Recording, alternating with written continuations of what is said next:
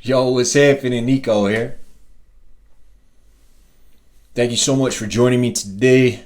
The topic that I'm going to be discussing is the ups and downs of recovery. Can you tell me some of the downs that you have experienced? Most people know those off the top of their heads. But what about the ups that you've experienced? Not so many people remember those off the top of their head. You see, as we've discussed, recovery is a non-linear process. What that means is that there's not a step-by-step guide that somebody can give you for your specific results. I know, Nico, there's AA out there. They got the 12 steps. That's a step-by-step guide. You're right. But the 12 steps, if you look at them, are topic-based, and you still have to do the internal work. What I'm saying is that nobody can tell you how to do that internal work step by step. So, there is no step-by-step guide for this path that you're on. What are you supposed to do? Right? How are you supposed to figure it out?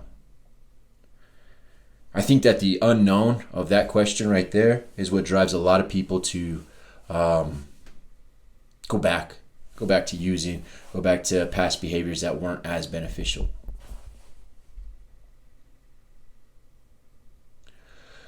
The step-by-steps, the ups and downs, we need to learn from them both.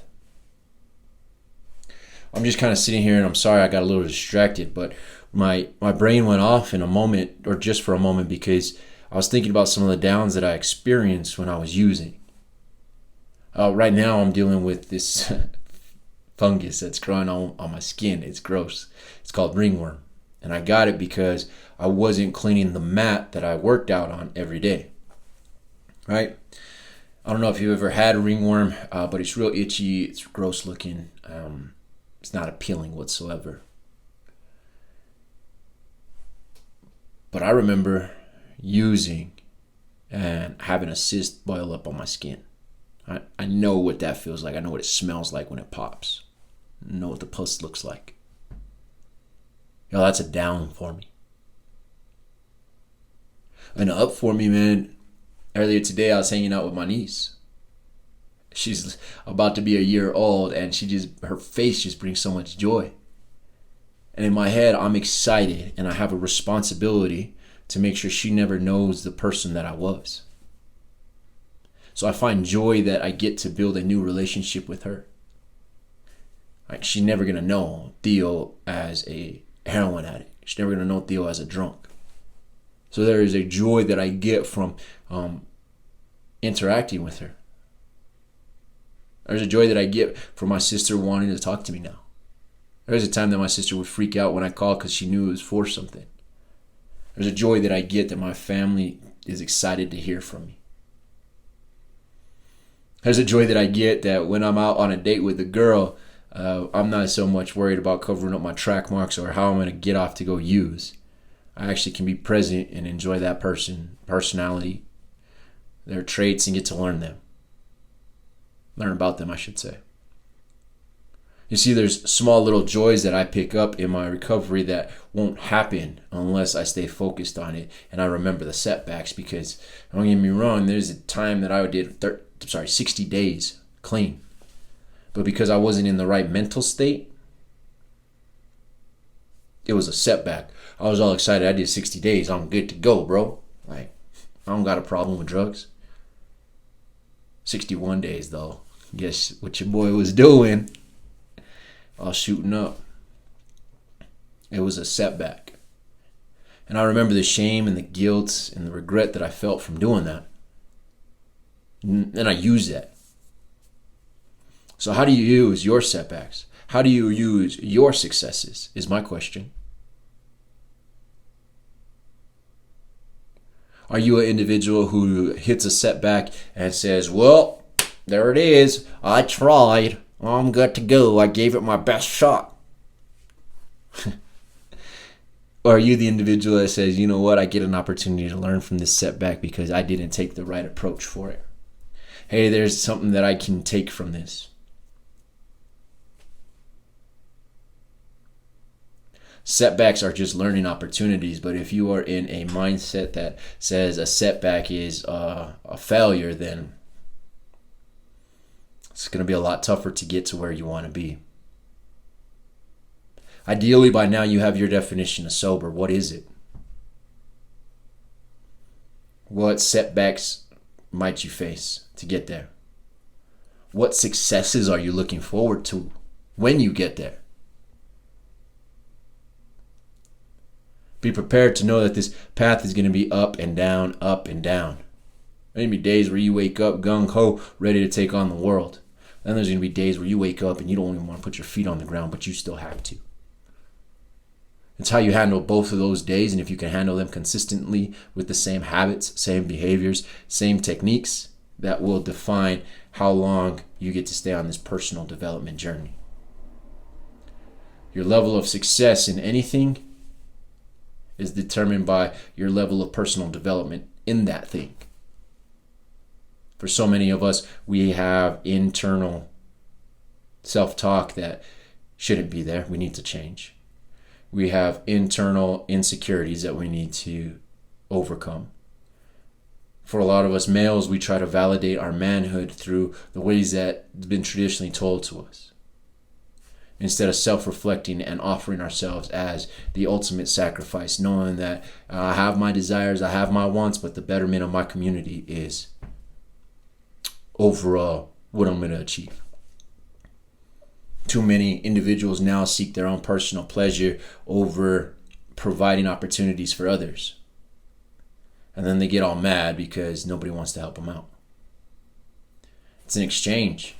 Life is an ebb and a flow. Why does anybody think that getting clean should be a straight line? It cracks me up. It really does. And I used to think that way. I used to think, well, I did 30 days, I should be good to go. Did 60 days, that should be fine. No, it's not how it works. Each day is a brand new day. And on that day, it's either going to be faced with some ups and some downs. You're going to have some setbacks that day, and you're going to have some successes that day. How you handle it and how you move will determine if the next day will be successful as well. See, a lot of people get inflated heads. Oh man, I had this roadblock yesterday, I had this barrier yesterday, and I sidepased it. So today I'm gonna do the same thing. Well, today's a new day, and you're gonna have a different roadblock because you overcame the previous day. You get a new challenge every day. For a lot of us, the challenge stays the same because we haven't overcame it.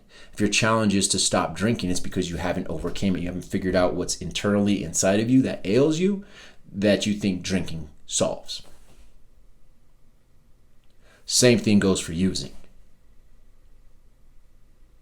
Internally, there's something that ails you that you haven't figured out, that you haven't resolved. A conflict unresolved causes more conflict. So you just perpetuate the problem. Because you want to be comfortable. You want to deal with, oh, it doesn't feel good. It's not supposed to feel good, quite honestly. Life is supposed to be uncomfortable for us. And it's so that we can create new opportunities. We can create better versions of ourselves, and we can create new avenues for others. If you are looking for a step-by-step dance, then I'm sorry, go find another channel. But if you're looking for the real insights, the stuff that people don't talk about because they're afraid to take responsibility for it, please stick around. We're not made angel soft around here. We carry no halo for a reason.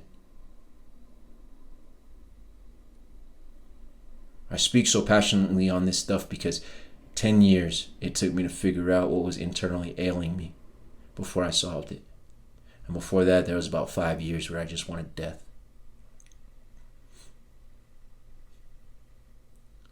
Alcohol is not the solution. Using is not the solution. If you're looking for some self-help resources to get you started, there's a Smart Start package that I have, both for free and paid, on my website. So there's no reason why you shouldn't be taking advantage of it if it's something that you claim you want. If you want to know some more insights, there's 5 things I know that you need to know before you get sober. Same thing there. books a penny digital version right now. The recording of this video it might not be the same when you log in. Physical copies, $15. I keep my stuff at the same amount that you're probably spending on your alcohol in a week, that you're probably spending with a dope man every week. Mainly because if you want the resources, if you want the answers, I'll provide them to you. But I only want to mess with people who want help. The website you can contact me at is www.nohalonm.com. I even have consultations we can schedule. The reality is a lot of individuals want a step-by-step plan, and then when it fails, they want somebody that they can blame. That's what it is. Nobody wants to take responsibility. If you take responsibility, then you own the ups and the downs regardless. When you take responsibility for yourself and for your own actions, for your own internal insecurities, that's when the world starts to bend the way that you want it to. My goal is not to tell you how to get clean. My goal is to guide you to the thoughts that will allow you to create that sobriety for yourself. Please find a way to do better today.